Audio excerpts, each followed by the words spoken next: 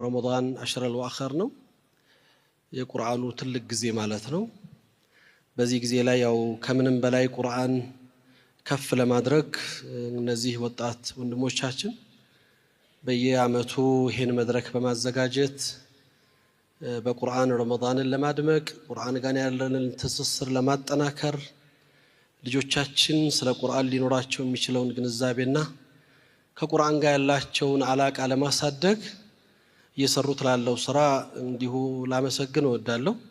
የበለጠ ሊታገዙ የበለጠ ሊደገፉ የበለጠ መድረኮቹ እነሱ ከሚያስቡት በላይ ሆነው ሊደምቁ ምክንያቱም ቁርአን ያለበት ቦታ ሁሉ ሁሉ ጊዜ ክብር አለ።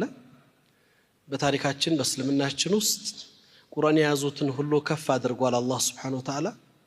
ነብዩ መሐመድ ሰለላሁ ዐለይሂ ወሰለም ቁርአንን ወረደባቸው።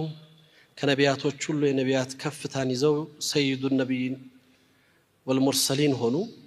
ጅብሪል አለይሂ ሰላም ቁርአንን አወረደ። የቁርአኑ መልእክተኛ ሆኑ።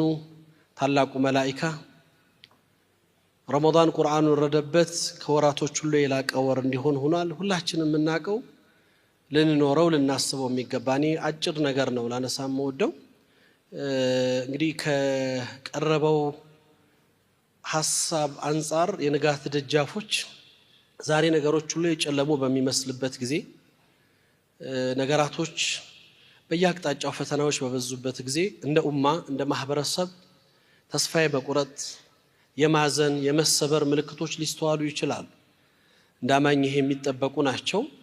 እንደ ሙእሚን ደግሞ በሌላው ጎን ደግሞ እስላም ያስተማረን ያሳየን በብዙ ፈተናዎች ውስጥ ወጥቶ ንጋት እንዲያዱ ያደረገ ዲን አለ።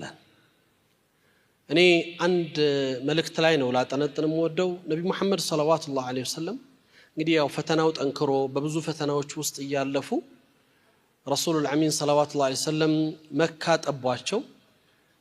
ጫናው በስቶባቸው ከሀገር እንዲሰደዱ ከሀገር እንዲወጡ ምክንያት የሆኑበት ጊዜ እንዳለ ይታወቃል።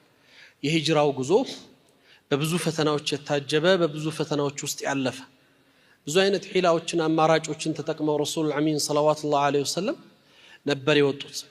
ከዛ ከሂጅራው ክስተትስ አንዷን ፓርት ነው ላነሳ የወደድኩት። ነብዩ መሐመድ ሰለላሁ ዐለይሂ ወሰለምና